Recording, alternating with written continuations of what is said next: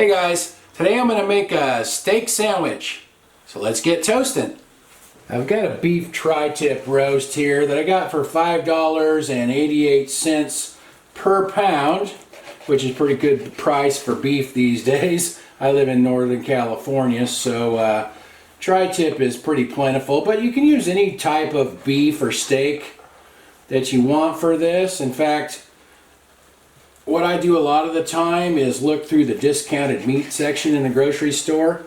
A lot of times you can find some pretty good deals on that, on meat there, and it's good as long as you use it right away or freeze it. So I'm just cutting this into little bite-sized pieces. Then I'm going to put it into my cast iron skillet, my 10-inch cast iron skillet, and just cook it in my toaster oven. I spread those out on the bottom of the pan. My pan is lightly oiled. If you don't have a pan, you could just use your toaster oven tray, or you could actually just cook those right on the stove if you wanted to.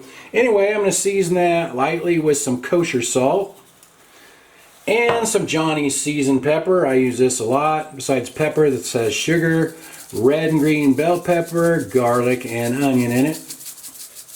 I'm setting my oven to bake at 450 degrees Fahrenheit. And I'll just keep an eye on that until the steak looks cooked through. While my steak is cooking, I have one of these Artesano Sausage Rolls here, and I'm going to open that up and put a couple of pieces of cheese on there. These are Colby Jack snack bars, and these are kind of nice because they're individually wrapped. They're fairly thick, but the nice thing for me is I'm single, so they're individually wrapped so they don't get moldy, because sometimes I don't use stuff up fast enough.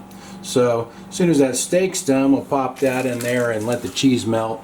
It's been about 5 minutes, so let's see how the meat looks. That looks cooked through. I'll get that out of there.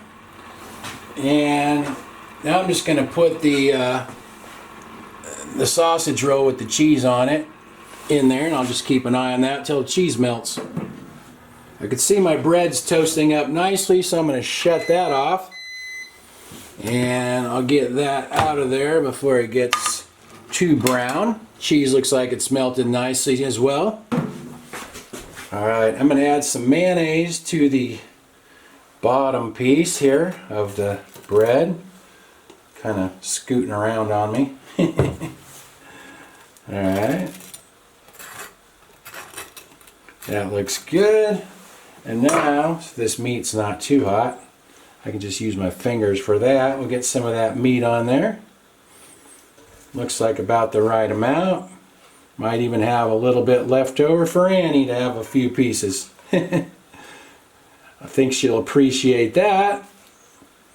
Okay, that is looking quite good. What else? I think I will also add an onion. So 2 onion slices and one of these big stacker dill pickles. There we go. That looks good. One more thing, I almost forgot. I have a little bit of Sweet Baby Ray's barbecue sauce. So I'll put a little bit of that on top as well. There we go.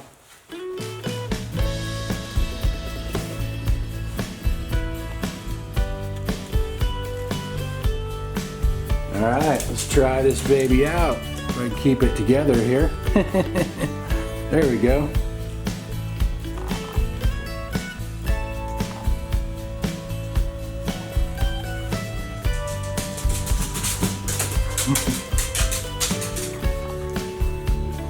That's good. It must smell good. Annie's going nuts over here.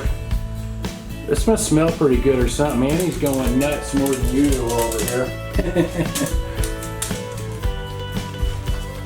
I got some leftovers in the pan for her. She probably knows. The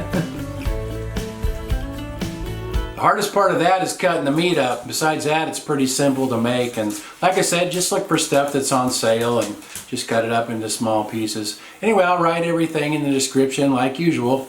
Thanks for watching. See you guys next time.